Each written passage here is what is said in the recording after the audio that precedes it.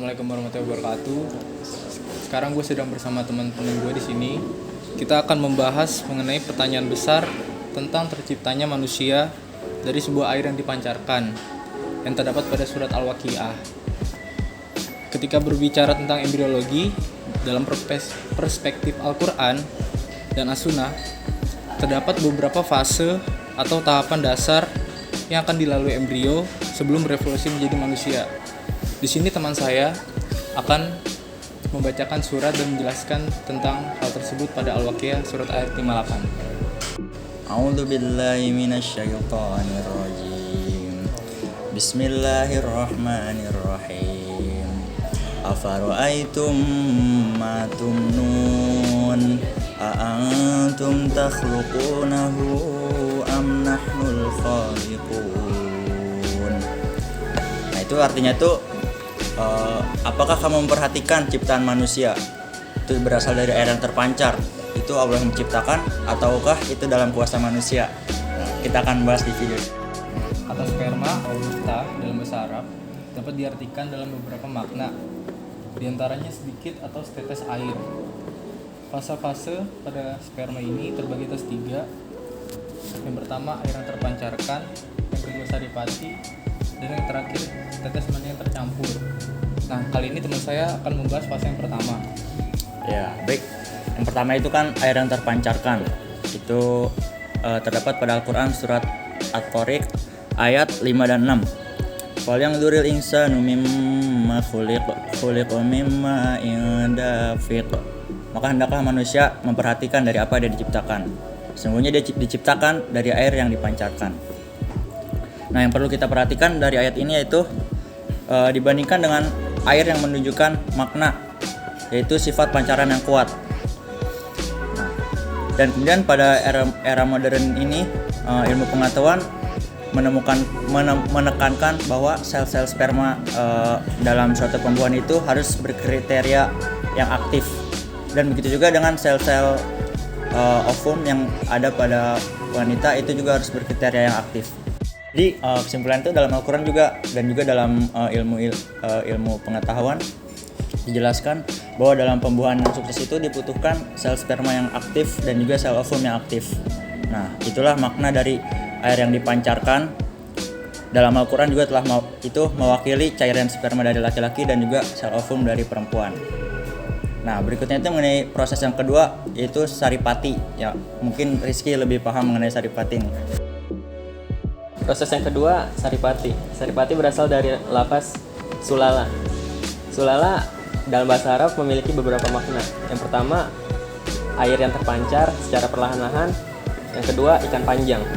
Ketika kita memperhatikan dengan seksama bentuk sel-sel sperma, maka bisa kita simpulkan sperma adalah saripati yang berasal dari sperma laki-laki berbentuk ikan panjang dari cairan yang hina atau air mani. Dengan masuknya sel sperma pada sel telur, maka keduanya akan bercampur membentuk nutfatin amsah atau setetes mani yang bercampur antara benih laki-laki dan benih perempuan. Dalam suatu hadis nabawi menjelaskan bahwa proses pembuahan tidak akan terjadi dari semua sel-sel sperma yang terdapat pada air mani laki-laki. Uraian hadis Nabi sangat tepat dengan adanya ilmu pengetahuan. Ketika salah satu dari sel-sel itu berhasil mencapai pembuahan, maka tahapan saripati akan membentuk nutfatin amsah atau setetes mani yang tercampur. Seperti itu proses saripati. Yang selanjutnya, proses yang ketiga akan dilanjutkan oleh teman saya. Lalu yang ketiga ada proses tetes mani yang tercampur, yaitu bentuk ovum yang telah terbuahi mensimulasikan bentuk setetes air. Wujud ini persis dengan makna nutfah atau sedikit atau setetes air, seperti yang telah dijelaskan sebelumnya. Adapun makna dari nutfatul amsyah, yaitu setetes cairan yang telah tercampuri. Dan setetes campuran ini dapat diketahui pada awal proses pembentukannya zigot. Mengenai tetesan cairan ini, Al-Quran telah menyinggungnya dengan istilah setetes mani dalam ayat Al-Insan ayat kedua. dalam surat Al-Insan ayat kedua, yang artinya sesungguhnya kami telah menciptakan manusia dari tetes mani yang bercampur, yang kami hendak mengujinya, atau dengan perintah dan larangan. Karena itu kami jadikan dia mendengar dan melihat.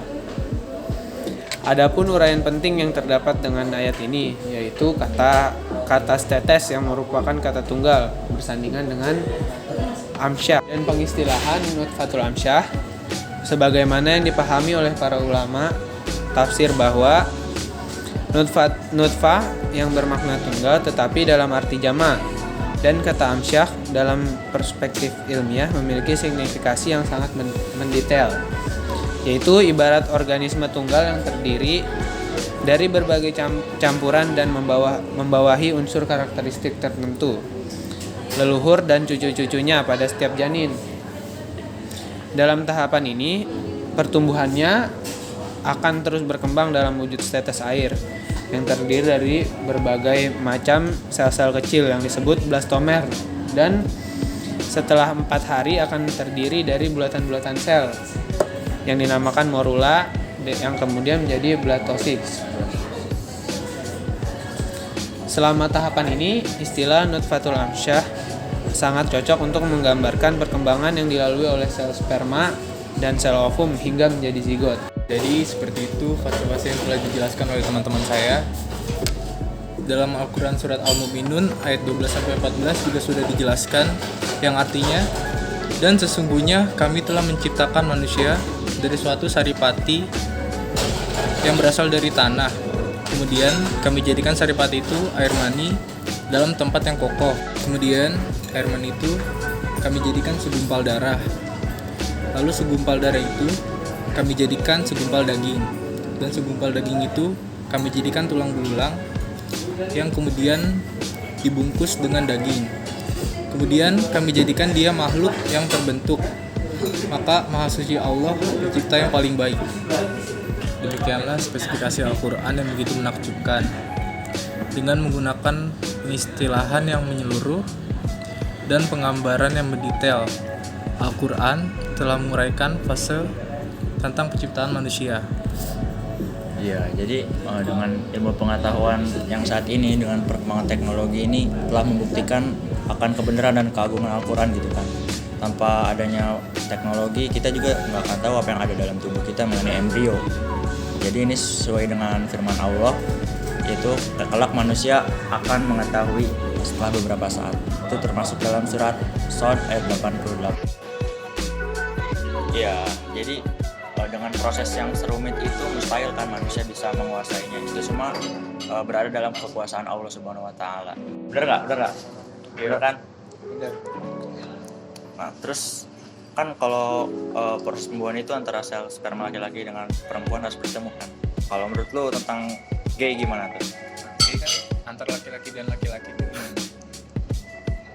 Kalau menurut gue pribadi sih,